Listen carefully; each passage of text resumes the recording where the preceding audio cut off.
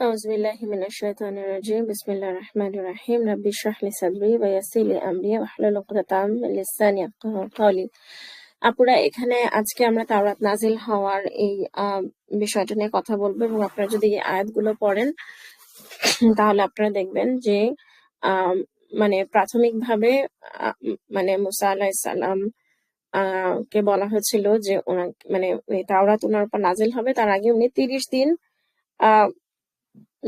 দিন হচ্ছে মানে উনি ইতিকাফে বসবেন বা এই টাইপের একটা জিনিস। ইতিকাফ যদিও মুসা আলাইহিস সালামের শরীয়তে ছিল কিনা আমরা জানি না, বাট মোট কথা উনি 30 দিনের জন্য বনে ইসরায়েলকে রেখে বনে ইসরায়েলকে হারুন আলাইহিস সালামের দায়িত্বে রেখে উনি তুর পাহাড়ে আবার গেলেন। ঠিক আছে, আচ্ছা। এরপরে আল্লাহ সুবহানাহু ওয়া তাআলা এই 30 ডেজটাকে বাড়িয়ে 40 ডেজ করলেন। ঠিক আছে, সো উনি বনি ইসরায়েলকে বলে গিয়েছিলেন যে হি উইল ব্যাক, মানে তাওরাত নিয়ে আসবেন 30 ডেজ পরে। মানে 30 ডেজ 40 ডেজ হলো কেন? হ্যাঁ, আমরা কোরআনে এটার কোনো ব্যাখ্যা পাই না। আমার জানা মতে সহিহ হাদিসে কোনো ব্যাখ্যা পাই না।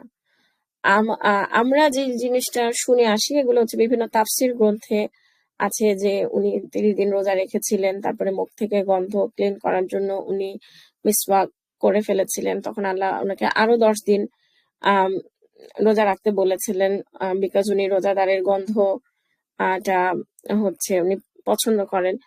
এই জিনিসগুলো আমার জানা মতে কোনো সহিহ হাদিসে নাই। যেহেতু এগুলো আমরা কোনো অথেন্টিক সোর্স থেকে পাই না, সেহেতু I am not a big fan of this information. ঠিক আছে, এবং আমি একদম শুরু থেকে সবসময় বলেছি যে যা কিছু আল্লাহ সুবহানাহু ওয়া তাআলা আমাদেরকে জানান নাই, এই জিনিসগুলো গবেষণার মধ্যে আমি কোনো মানে এই জিনিসগুলো গবেষণা আমার কাছে ঠিক তাদাব্বুর মনে হয় না। যেটা আমি বলেছিলাম যে তাদাব্বুর, আমার আল্লাহ নোজ দ্য বেস্ট, বাট আমার কাছে তাদাব্বুর হচ্ছে মরুভূমিতে কেন মানে শাস্তিটা মরুভূমিতে নির্বাসন কেন ছিল, ওয়াই নট আদার থিংস?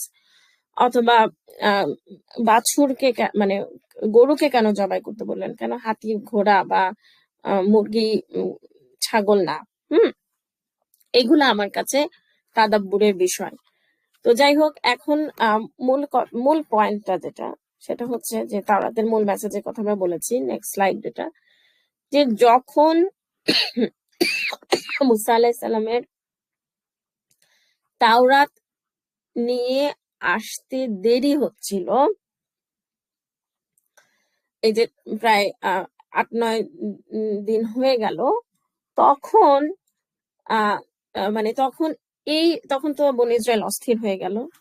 তখন এই বিষয়টাকে ওই যে সামিরি নামে যে লোক ছিল, এখন সে কি একজন লোক ছিল নাকি সামিরি গোত্রের একজন ব্যক্তি ছিল, উই ডোন্ট নো।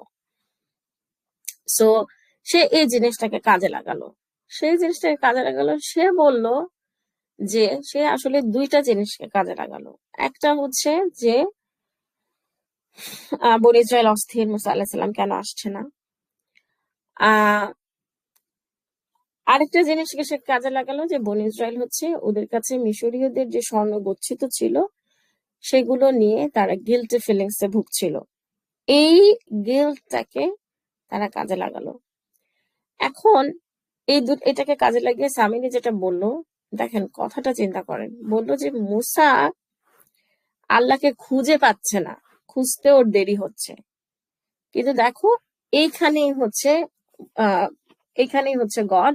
সে হচ্ছে ওই এই জিনিসটা আমি এক্সপ্লেন করেছি বইটাতে, যে ওই গচ্ছিত স্বর্ণলঙ্কার গুলো পুড়িয়ে সে একটা গোল্ডেন কাফের মতন বানালো, এবং ওর যেহেতু কিছু সুপার ন্যাচারাল পাওয়ার আছে, ওই জিবরাইল আলাইহিস সালাম যখন ফেরাউনকে যে মাটি ছুঁড়ে মারতেছিল, সেই মাটির কিছু সামিরি কালেক্ট করে রাখছিল, এবং সেই মাটি দিয়ে সে হচ্ছে কিছু সুপার ন্যাচারাল পাওয়ার ছিল অবশ্যই সেই মাটির। সেই মাটি হচ্ছে আপনার সেই মাটি দিয়ে এটা একটা জীবন্ত প্রাণীর মতন এটা একটা সাউন্ড করা শুরু করলো, এবং তখন সে হচ্ছে বললো এটাই হচ্ছে আল্লাহ। তাহলে এই যে একটা ভয়াবহ কথা, এটাই হচ্ছে আল্লাহ, এই কথাটা সে কেন বললো? এগেইন আপনাদের যদি মনে থাকে, সেই ডিসেন্সিটাইজেশন অফ এভিল, ইজিপশিয়ানরা বাছুর পূজা করতো। হ্যাঁ, এই জন্য এগুলো হচ্ছে তাদাব্বুর। কেন সে বাছুর বানালো, কেন সে একটা হাতি বানালো না, কেন সে, কারণটা হচ্ছে যে ইজিপশিয়ানরা গোল্ডেন কাফ, এবং কেন গোল্ড কালারের, ইজিপশিয়ানরা হচ্ছে এই কালারের এরকম একটা বাছুর তারা পূজা করত এবং আপনার পূজা করত এবং আম, ওদের মানে ওদের এই জিনিসটা মানে গডের একটা মানে মানে গডের কনসেপ্টটাই ওদের বিকৃত হয়ে গিয়েছিল বাছুর পূজা দেখতে দেখতে দেখতে দেখতে। সেহেতু সে এই কথাটা বলে পার পাইতে পারছে যে দেখো এটাই তোমাদের গড, ঠিক আছে। অবভিয়াসলি হারুন আলাইসাল্লাম ওখানে ছিল, হারুন আলাইসাল্লাম এটার অনেক বাধা দিচ্ছে, এই করছে। বাট আমরা তো মানে বুঝতে পারতেছি যে বনি ইসরায়েল ওয়াজ আ ভেরি, মানে এই কমটা স্পেশালি মানে তারা তো খুবই ডিসওবিডিয়েন্ট বা খুবই মানে আপনারা ওদের অ্যাটিটিউডটা বুঝতে পারছেন না। তুমি আর মুসা, তুমি আর তোমার আল্লাহ যাও গিয়ে যুদ্ধ করে আসো, আমরা ঢুকবো না। এই ধরনের কথাবার্তা যে কমটা বলতে পারে, they are very difficult to handle. So মানে হারুন আলাইসাল্লাম ওয়াজ লাইক, মানে ওনার কাছে মনে হয়েছে যে এই লোককে মানে এরা মানে এত ডিসওবিডিয়েন্ট বা মানে এত বিশ্রী লোক যে এত বাজে একটা দিকে যাবে। সো হারুন আলাইসাল্লাম এনাফ ট্রাই করার পরে যখন এদেরকে আ গ্রুপ অফ দ্যাম, আমাদেরকে একটা জিনিস বুঝতে হবে, সবাই কিন্তু বাছুর পুজো করে নাই। আ গ্রুপ অফ দ্যাম হচ্ছে ই করতে চাইছে, মানে বাছুর পূজা করছে এবং মানে হারুন আলাইহিস সালাম তাদেরকে বাধা দিয়ে ব্যর্থ হয়েছেন। এরপরে হি স্টার্টেড ওয়েটিং ফর মুসা আলাইহিস সালাম, ঠিক আছে। সো এই জিনিসটা যখন এবং এখানে যে জিনিসটা বোঝাটা খুবই ইম্পর্টেন্ট, কয়েকটা বিষয়। একটা হচ্ছে যে কেন বাছুর, সেটা আমরা বললাম। এবং আরেকটা জিনিস দেখেন যে মানে যখন ওদের সামনে আল্লাহ ছিলেন না, মানে মানে সামিরি আসলে কোন জিনিসটার সুযোগ নিল, যে দেখো মুসা মনে হয় গডকে হারায় ফেলছে, ওর গডকে মনে হয় হারায় ফেলছে, এই যে গড। হ্যাঁ, মানে যখন ওরা ডিরেক্টলি আল্লাহর উপাসনা, আল্লাহর ইবাদত করছিল না, তখন তাদের কাছে মনে হলো যে একটা মানে যখন মুসা আলাইহিস সালাম আসতেছে না, তখন ওদের মধ্যে একটা ভ্যাকিউম সৃষ্টি হলো, ওদের মধ্যে একটা শূন্যতা সৃষ্টি হলো, একটা হাহাকার সৃষ্টি হলো। সেই হাহাকারটা সামিরি একটা গরু পূজার মাধ্যমে গরুকে উপস্থাপন করার মাধ্যমে সেই শূন্যতাটাকে ফিল আপ করতে চাইলো। সেই জন্য আমাদেরকে অলওয়েজ বুঝতে হবে যে মানুষ আসলে ইবাদত প্রবণ প্রাণী। যখন মানুষ কারেক্ট জিনিসকে, এই জন্য আমরা বলছিলাম যে লা ইলাহা ইল্লাল্লাহর মানে হচ্ছে যে আল্লাহ ছাড়া ইবাদতের যোগ্য আর কোনো ইলাহ নাই। তো মানুষ যখন কারেক্ট জিনিসকে ইবাদত করে না, তখন সে ইনকারেক্ট জিনিসকে, ইনকারেক্ট মানে আল্লাহর কোন সৃষ্টিকে সে ইবাদত করে। তো মানুষ আসলে ইবাদত না করে থাকতে পারে না।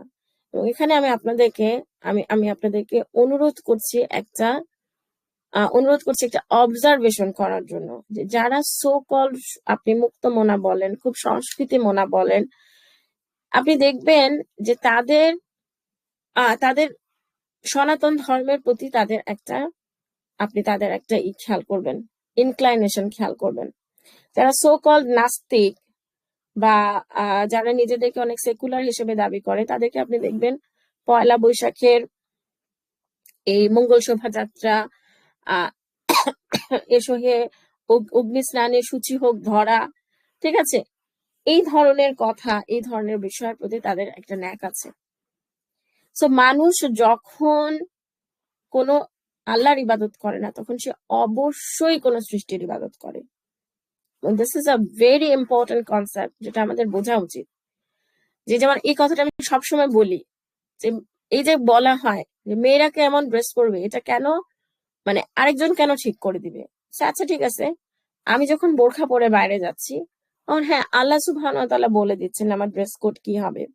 এটাতে অনেকের অনেক আপত্তি, যে আমি কেন আমার ইচ্ছা মতন ড্রেস পরতে পারবো না? যারা সো কল্ড মেয়েদের এই স্বাধীনতার কথা বলে, যারা পর্দা করাকে নারী স্বাধীনতার বিরোধী ভাবে, আপনারা একটা জিনিস চিন্তা করে দেখেন আপুরা, যখন আমরা যারা পর্দা করে না তারা কি তাদের ইচ্ছা মতন ড্রেস পরে? তখন তারা ফলো করে ফ্যাশন ইন্ডাস্ট্রি। ফ্যাশন, ছেলেরা মেয়েদের শরীরের যে অংশ দেখতে চায় সেইভাবে তারা ড্রেসের ডিজাইন করে এবং মেয়েরা অন্ধভাবে সেই ড্রেস পরে। এই কথাটা আমি সবসময় বলি, যখন আমি ড্রেস কোডের ব্যাপারে আল্লাহর বিধান মেনে চলি না, তখন আমি ড্রেস কোডের ব্যাপারে ইন্ডাস্ট্রির বিধান, ফ্যাশন ইন্ডাস্ট্রির বিধান মেনে চলি, মিডিয়ার বিধান মেনে চলি। হ্যাঁ, যখন টাকনোর উপরে সালোয়ার পরা ফ্যাশন, তখন আমি সেটা পরি। যখন লং লং কামিজ পরা ফ্যাশন, তখন আমি সেটা পরি। যখন ছোট কামিজ পরা ফ্যাশন, আমি তখন পরি। যখন যখন যেটা ফ্যাশন সেটা না পড়লে সেটাকে আমরা খ্যাত বলি। কেউ এটা করে না। তো এই জিনিসটা আমাদের বোঝাটা খুবই খুবই খুবই জরুরি। আরেকটা ব্যাপার, এখান থেকে আমাদের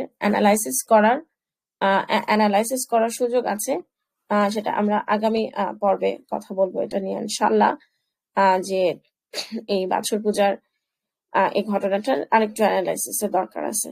জাযাকুমুল্লাহ খায়রান এতক্ষণ শোনার জন্য। আসসালামু আলাইকুম রাহমাতুল্লাহি ওয়া বারাকাতুহু।